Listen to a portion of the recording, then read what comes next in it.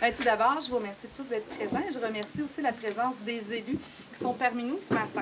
Nous allons débuter la conférence de presse du bilan des activités policières de l'année 2005.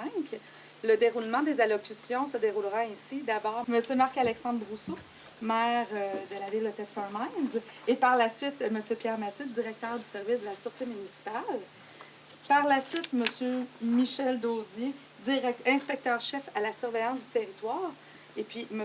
Jean-François Delisle, conseiller municipal et président de la Commission de la sécurité publique et de la sécurité incendie. Et par la suite, il y aura une période de questions, prise de photographie, et ça sera la fin de la conférence. Alors, bienvenue à tous dans notre, j'allais dire nouvelle salle de tir, mais notre salle de tir fraîchement rénovée. Donc, je ne sais pas s'il y en a qui avaient déjà eu la chance, à part notre équipe de policiers, de venir ici avant, mais c'était plus un champ de ruines qu'un champ de tir. Maintenant, on a réussi à faire en sorte qu'on ait une salle de tir qui est digne des grandes villes. Puis on a fait ça avec l'ingéniosité des gens de chez nous, des gens des travaux publics. Alors, on est très fiers de vous recevoir ici. Ça explique pourquoi on tient notre conférence de presse dans le local ici. Alors, c'est notre deuxième rapport annuel avec notre nouveau chef de police. On dit encore notre nouveau.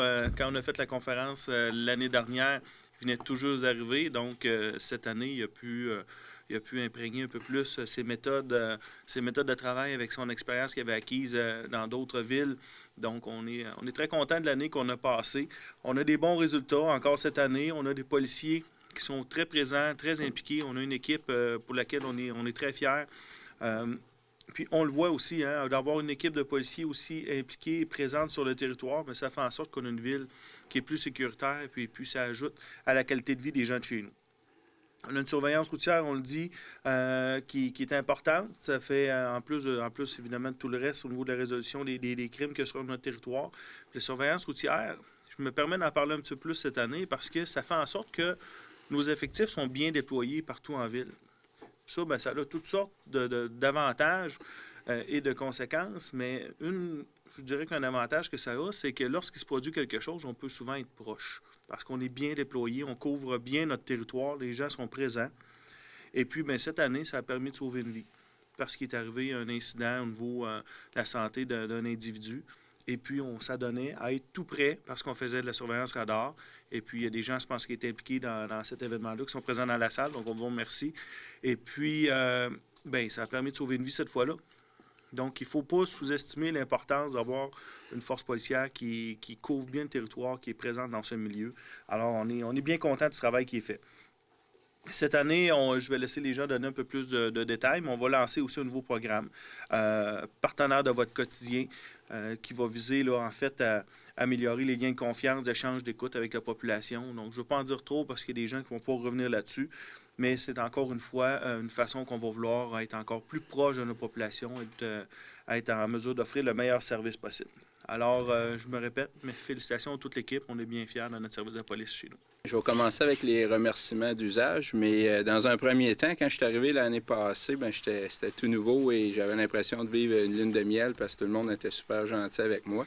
Je vous dirais que ce qui est le fun, c'est qu'après un an, je pense toujours pareil. Et je ne sais pas si ça va casser à un moment donné, mais honnêtement, je me sens vraiment appuyé. Je remercie en fait la direction générale de la ville, puis les élus aussi, par le biais de la commission, mais aussi le conseil municipal. Parce qu'honnêtement, on se sent appuyé au niveau du service de police. On a fait beaucoup de changements au cours de l'année 2015. Et ces changements-là visaient expressément un service à la clientèle peut-être accru au niveau de la surveillance du territoire sur la route. Mais tout le monde a appuyé ça. On a eu un bon encadrement de la part des élus sur les orientations. Puis honnêtement, c'est bien le fun. Je veux aussi remercier nos patrouilleurs et nos enquêteurs parce que quand on va regarder le bilan tantôt, on a eu une année plus importante que les autres en termes de nombre de crimes, même si ce n'est pas aussi marquant que ce qu'on peut lire dans le chose, parce que ceux qui étaient là l'année passée, ceux qui n'étaient pas là, je vais le reprendre. Je vais expliquer pourquoi on a une hausse de crimes, mais on a eu quand même plus de crimes que d'autres années. Et on a eu aussi beaucoup plus d'appels. Donc, les patrouilleurs et les enquêteurs ont fait un super de travail. Et il ne faut pas que j'oublie mes officiers cadres et notre cadre civil, parce que c'est sûr que l'arrivée d'un nouveau directeur amène des changements, des fois, de philosophie, des changements de façon de voir les choses. On a remis beaucoup de choses en question de ce qui se faisait Et honnêtement, au niveau de la gestion du changement ici, là, ça a été très facilitant. Tout le monde était très ouvert au changement. On discutait autour d'une table de qu'est-ce qui étaient les meilleures façons de faire et rapidement, on arrivait avec des options. Et du côté de la surveillance du territoire, nos patrouilleurs se sont pliés à ça, ont travaillé dans le même sens que nous, ce qui amène les résultats qu'on connaît. Les processus de révision qui ont été faits, puis M. Levert le mentionnait un petit peu, c'est la plupart des processus qu'on fait pour réviser, c'est vraiment pour libérer du temps de surveillance du territoire, c'est-à-dire de nos patrouilleurs qui soient plus présents sur le terrain. Et ça, effectivement, ça a eu l'impact de sauver une vie, mais parce que là, on voit un fait qui est très direct. Mais en contrepartie, on ne peut pas savoir comment de vie on peut sauver quand les policiers sont déployés sur le territoire et qui ont des appels d'urgence, des fois que ce soit pour de la violence conjugale ou tout autre appel. C'est le fait d'intervenir rapidement, des fois, ça peut éviter qu'une situation dégénère. Puis on pense qu'on sauve probablement plus de vies que celles qu'on a exposées ici au début de l'année. Je ne vais pas faire toutes les pages avec vous, mais je vais juste attirer votre attention. Je commence au niveau communautaire, le travail que Mme Annie Gilbert fait. Je vous dirais que malgré qu'elle est seule au niveau communautaire, est vraiment appuyée par les patrouilleurs pour ce qui est les visites autour des écoles, à être présent autour des écoles pour la sécurité. Mais malgré ça, on sait qu'elle a vu dans les statistiques 40 des étudiants du territoire primaire et secondaire. Fait que réussir à elle seule à visiter 40 des étudiants, je pense qu'il faut lui lever notre chapeau. Au niveau médiatique, si vous regardez, on n'a pas mis les chiffres de l'an passé. Puis je suis à la page 6. On n'a pas mis les chiffres, mais quand je suis arrivé, je sais qu'on m'avait soulevé quelques petites problématiques au niveau des médias. La façon de répondre, des fois pas disponible pour répondre. On a rechangé la procédure complète ici. On s'assure idéalement toujours de vous répondre. Mais si on regarde comparativement à 2014, en 2014, on avait sorti 42 communiqués de presse pour vous informer de choses qui s'étaient produites. En 2015, on en a sorti 70. Et on avait fait à peu près 175 entrevues médiatiques. On a monté jusqu'à 200 cette année. On ne sait pas si on va pouvoir augmenter ces chiffres-là. Ce n'est pas ce qu'on vise nécessairement l'an prochain. C'est plus la qualité de réponse. Mais on a fait un gros effort pour vous répondre. Puis si jamais vous avez des remarques, parce que je faut que je vous remercie aussi les médias de Thetford Mines, parce que honnêtement, vous ne nous faites pas beaucoup de troubles, vous n'êtes pas vindicatif envers le service. Probablement, c'est parce que nos policiers travaillent bien. Mais c'est quand même le fun de voir qu'on a un support puis que ce qu'on vous amène aussi, c'est repris au niveau médiatique. J'arrive au niveau des enquêtes criminelles. C'est là qu'il y a peut-être des écarts qu'on doit un petit peu plus expliquer. Mais on voit un taux de résolution quand même très, très, très bon cette année. On n'a pas plus d'effectifs au niveau des enquêtes. Puis on a vu quand même une augmentation au niveau des crimes. Mais le taux de résolution qu'on voit, 64 même s'il est un petit peu plus bas que c'est la moyenne, en fait, de tous les crimes, 64 c'est un très, très bon taux de résolution. Même moi qui viens de l'extérieur, je me suis posé des questions au départ. Mais je m'aperçois que nos enquêteurs, nos patrouilleurs connaissent très bien la population, connaissent très bien aussi les gens, ont des gens qui nous tiennent informés. On a beaucoup d'informations. On connaît aussi, quand il y a un crime, rapidement on se déploie et rapidement on réussit à trouver qui sont les auteurs. Même ce taux-là devrait augmenter un peu parce qu'en début d'année 2016, on a réussi à résoudre des crimes qui s'étaient passés en 2015, dont un incendie criminel, des vols qualifiés. Donc, honnêtement, très, très bon travail de la part du service des enquêtes criminelles. En fait, leur patron est ici, M. Paris, puis c'est sa fête aujourd'hui. Fait que déjà 32 ans, Damien? Ça ressemble à ça, super. Donc, je vais donner plus d'explications au niveau de la page 8, où on parle des principaux types de crimes et où vous êtes peut-être à même de voir certaines hausses importantes au niveau de la criminalité. J'attire votre attention sur les vols dans ou sur véhicules, qui sont des délits quand même mineurs.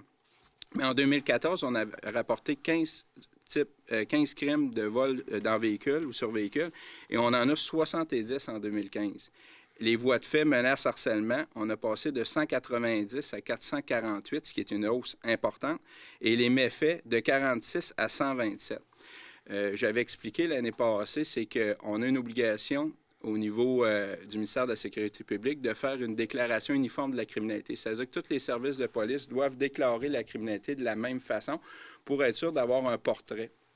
ce qu'on s'est rendu compte en début d'année, l'an passé, c'est qu'on fermait des appels de nature criminelle au niveau des cartes d'appel et on pensait qu'effectivement, ça se compilait parce que c'est un système informatique. On s'est rendu compte que plusieurs crimes, si on ne sortait pas de numéro de dossier spécifique, n'étaient pas compilés. Donc, on a corrigé la situation rapidement. C'est ce qui crée effectivement cette hausse importante-là, même si, dans les faits, si on compare de 2012 à 2015, on voit qu'en 2012, on était à peu près à 1150 crimes, 1170 en 2013. On a eu une baisse importante en 2014 pour ce que j'ai expliqué, ce que je viens d'expliquer. Mais on a quand même 1319 crimes en 2015, ce qui est quand même un petit peu plus élevé. Donc, quand je vous disais que nos patrouilleurs, nos enquêteurs ont fait du bon travail, là, honnêtement, c'est un petit peu dû à ça, parce que c'est quand même juste 100 crimes, 150 crimes de plus sur un territoire comme ici. Ça reste que c'est beaucoup, beaucoup de travail pour le personnel. J'attire aussi votre attention sur l'encadré qui est en bleu au niveau de la violence conjugale. Vous pouvez voir quand même une hausse de 2014 à 2015 de 48 à 81 crimes. Ce qui semble important, mais via la sergente Annie Gilbert, on a fait le tour de tous les organismes qui aident les victimes là, au niveau de la violence conjugale pour voir si eux avaient ressenti cette hausse-là aussi importante. Parce que c'est probablement le seul crime, effectivement, qu'on ne fermait jamais dans une carte d'appel. C'est que c'est des crimes qu'on a une obligation aussi d'aller de l'avant. Mais cette hausse-là s'explique différemment parce qu'eux n'ont pas ressenti une présence plus grande dans leur centre. Mais on a, depuis le début de l'année 2015, on a fait beaucoup de rencontres au niveau des sergents et des équipes. On a mis beaucoup d'accent sur la protection des victimes. Et parce qu'on travaille aussi avec nos partenaires là-dedans. Et on a fait aussi un peu de formation, si je peux dire, au niveau des policiers sur qu'est-ce qui était le harcèlement criminel. Et on se rend compte, dans ce chiffre-là, on a une douzaine de crimes de plus qui n'est que du harcèlement criminel, mais dans le sens qu'en fera un petit peu plus avec les victimes, s'assurer des protéger, c'est qu'on a décelé des crimes qui, bien souvent, la victime aurait peut-être même pas osé déclarer. Donc, nos gens vont passer un petit peu plus de temps avec les victimes maintenant pour s'assurer de leur protection. Et donc, ça amène des fois une croissance au niveau de la criminalité juste dans notre façon de faire. Et je termine à mon niveau, au niveau de la répartition. Quand je vous disais qu'on a travaillé surtout pour l'aide aux victimes, c'est la répartition se retrouve à la dernière page du document. Vous avez l'implantation du service de texto. On avait envoyé un communiqué, mais c'est quand même important parce que maintenant, les gens qui ont des problèmes au niveau d'élocution ou qui sont malentendants peuvent communiquer avec les services 911 par texto ici à Thetford. Donc, ça a été implanté à la fin de l'année 2015, ce qui est très, très, très important. Et aussi, on a tout formé notre personnel de répartition parce que le personnel prend les appels d'urgence. On avait tendance à concevoir que COCA prenait tous les appels d'urgence, mais effectivement, tous les appels 911 rentrent via COCA. Mais tous les appels qui touchent le service de police de la ville de Thetford Mines sont transférés directement à nos répartiteurs. Donc, c'est nos répartiteurs qui, eux, vont avoir à discuter avec des personnes qui peuvent être suicidaires, des personnes qui ont des problèmes de santé mentale ou qui sont en train de vivre une crise, soit en violence conjugale ou autre. Donc, tout notre personnel a été formé sur comment mieux interagir avec ces gens-là, comment les garder en ligne, comment aussi eux vivent avec ce stress-là, parce que des fois, la tension monte le temps que les véhicules de patrouille. Donc, c'est toutes des choses qui ont été mises en place pour améliorer le service là, aux citoyens là, au cours de l'année 2015. Premièrement, je voudrais souligner le bon travail de la division de la surveillance du territoire. On a eu différents événements cette année, entre autres plus de 50 sites de manifestations qui se sont déroulés suite à de nombreux conflits de travail. Et on a aussi le championnat canadien cycliste où les policiers ont été demandés, un énorme travail a été demandé aux policiers pour assurer la sécurité du championnat canadien.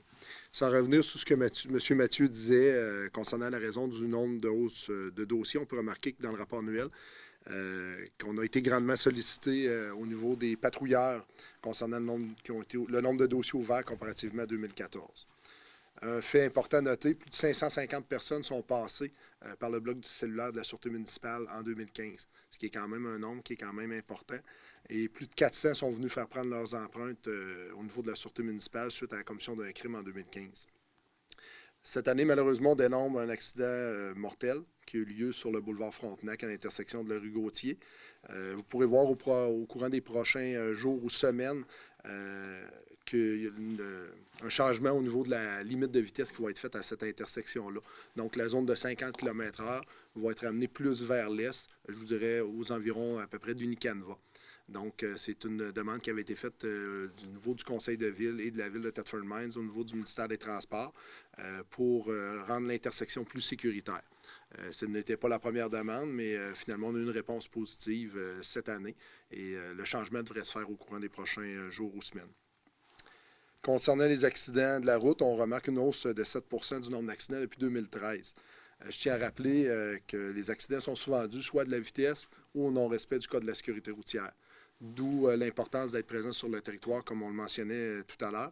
Donc, on va travailler encore plus fort en 2016 pour être encore plus présent sur le territoire, de manière à essayer de diminuer le nombre d'accidents pour l'année 2016. Pour le plan de travail annuel 2016, au niveau de la division de la surveillance du territoire, cette année, on va axer sur les véhicules en mauvais état et sur les véhicules modifiés. Plusieurs plaintes rentrent au service de la part des citoyens, comme quoi qui peuvent être perturbés, soit ou la quiétude des citoyens peut être perturbée par les véhicules modifiés, soit des véhicules en mauvais état avec un système d'échappement non conforme ou des véhicules modifiés que la plupart du temps, c'est des jeunes qui modifient leur système d'échappement pour le rendre plus bruyant. Donc, cette année, notre plan de travail sera de s'attaquer à ces véhicules et aussi aux véhicules qui apportent des modifications majeures, autant au niveau de la suspension, au niveau des pneus utilisés et qui peuvent les rendre plus dangereux aussi sur la route. Les jeunes font beaucoup de modifications sur des véhicules sans noter l'importance que, exemple, une suspension rabaissée peut avoir lorsqu'on circule et lorsqu'on prend une courbe qui peut mener à des accidents de la route. Donc, on va s'attaquer à ça en 2016. Ça fait le tour un peu pour nos chiffres. Le reste, pour ce qui est des constats d'infraction, c'est stable année après année. On parle d'environ entre une moyenne de 6 900 constats d'infraction émis par année. Ça varie. C'est sûr que le nombre varie en termes d'arrêt, feu rouge, vitesse, ceinture. Ça varie beaucoup. On peut noter par contre une hausse là, au niveau de la vitesse. On est passé de 4 130 l'an dernier à 4 310 constats d'infraction en termes de vitesse.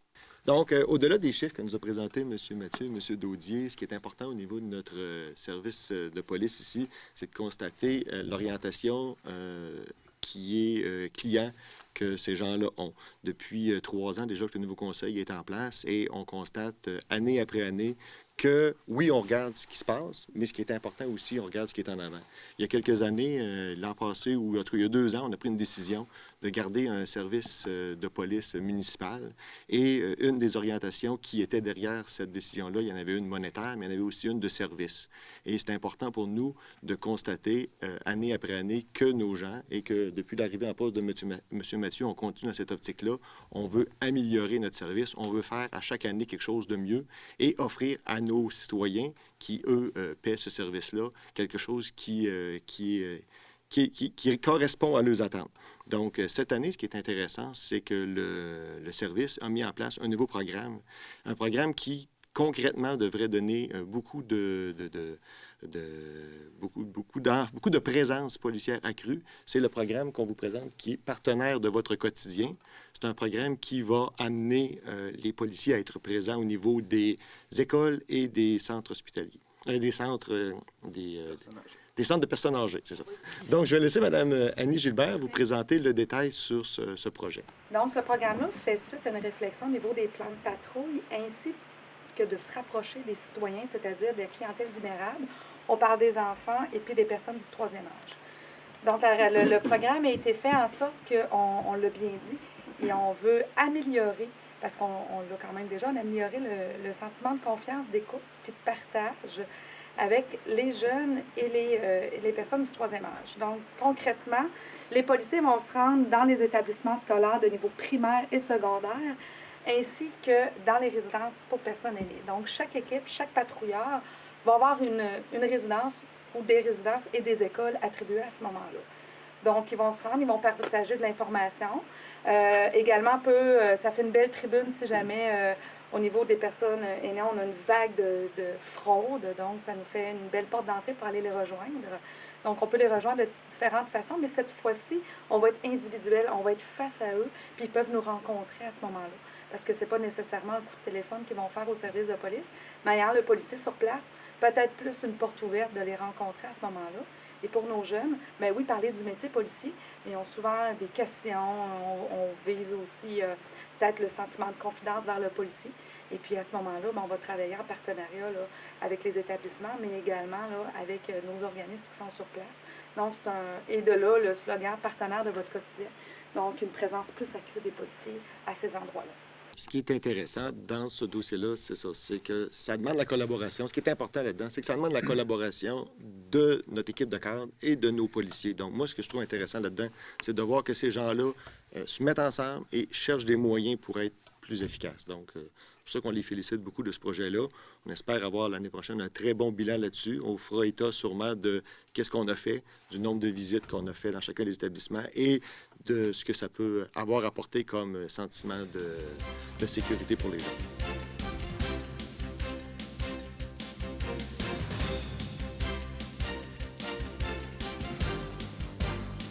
Bonjour tout le monde. I'm Suzanne Aubre. I'm the Executive Director of the Megantic English-Speaking Community Development Corporation, better known as MCDC. Bienvenue, merci d'être venu à notre conférence de presse et au lancement de notre livre de recettes dont on est très fiers. The Megantic English-Speaking Community Development Corporation, MCDC, is proud to announce the official launch of an intergenerational recipe book titled Tastes of the Past, Memories for the Future. The recipe book was done in collaboration with St. Patrick's Elementary and A.S. Johnson High School in Thetford Mines. Ce livre contient une collection de recettes transmises à travers les générations. Chaque recette tient une place spéciale dans la mémoire des étudiants et des aînés qui ont partagé une recette pour ce livre. Chaque recette est accompagnée d'une anecdote ou d'un souvenir qui y est rattaché, que ce soit pour un événement spécial, une célébration, un anniversaire ou un souvenir heureux de la vie quotidienne. Ces recettes proviennent des familles des étudiants de 5e et 6e année de l'école St. Patrick et des étudiants du secondaire 1 de l'école A.S. Johnson Memorial. Et également, les étudiants du secondaire 2 ont, quant à eux, rencontré des aînés de la communauté anglophone afin de leur donner l'opportunité de partager des souvenirs de bons repas. Ces recettes ont capté et contribueront à préserver de belles traditions culinaires et les souvenirs de la communauté anglophone de notre région. This is so much more than just a recipe book. We all have wonderful memories of good meals shared with family members or our favorite recipe prepared by our mother or grandmother on special occasions. This book, in addition to providing great recipes, is reflective of our collective memory as an English-speaking community preserving our culture and heritage. This project has given our students the opportunity to be part of a creative and inspiring project and to share family memories with each other and the rest of our community. We are very happy that the youth in our community were able to connect with family roots and our seniors, enriching both in the process. Nous désirons remercier très sincèrement le ministère du patrimoine canadien pour l'aide financière accordée et à la réalisation de ce projet. Nous désirons également remercier le directeur de l'école St. Patrick A.S. Johnson, M. Renaud, pour sa collaboration, ainsi que les enseignants Natacha Scott, Caroline Quirillon et Chantal Gagnon, qui c'était les professeurs responsables des classes où le projet a eu lieu. Alors, merci infiniment pour votre soutien et assistance à la réalisation du projet. Finally, we want to thank most heartily all the students who participated in the project, their parents and relatives for helping them find recipes and tell the stories behind each one, and the participating seniors who agreed to share family recipes and memories. This project would not have been possible without their enthusiastic support. So, thank you.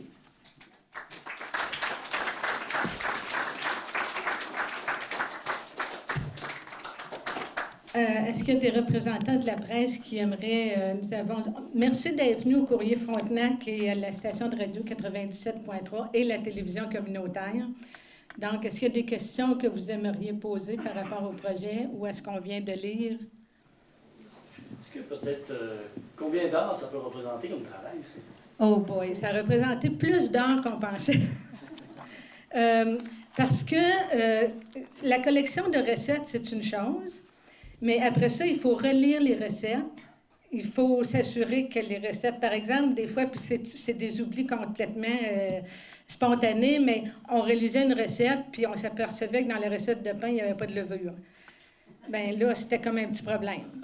Alors, il fallait appeler le parent, puis vérifier la recette. Il y a une recette qui est très drôle, dans laquelle c'est une recette de sauce à spaghetti, puis ça demande 18 livres de steak haché. Fait que... on s'est dit, whoop-a-lie. Mais l'anecdote derrière la recette, c'est que l'étudiant qui l'a apportée, c'est la recette de spaghetti de son grand-père qui avait un restaurant. Donc, dans le contexte, alors la prochaine fois, vous recevrez 75 personnes à souper pour du spaghetti. Vous avez la recette, tout écrit ici. Mais ça a demandé beaucoup de temps, la relecture, toute la transformation du métrique à l'impérial et vice-versa. Fait que ça a été... Mais d'ailleurs, une des personnes qui a travaillé sur le projet cette semaine, elle a fait un cauchemar. Elle a rêvé que le livre arrivait puis qu'il était imprimé à l'envers. Parce qu'il y a eu beaucoup d'heures dans le projet. Est-ce que le livre est disponible pour la communauté, dans les bibliothèques? Il y en a à vendre? Il va en avoir à vendre. Chaque personne qui a contribué au projet va recevoir un livre gratuitement. Mais il va en avoir à vendre ici à l'école ou à nos bureaux à la MCDC. Et d'ici quelques semaines, le livre va être disponible en PDF sur notre site Internet, qui est mcdc.info. Donc, les gens pourront... les gens qui désirent en acheter, c'est 5 $, mais tous les profits, tous les 5 $ qu'on va ramasser vont être donnés à l'école pour le club des petits déjeuners.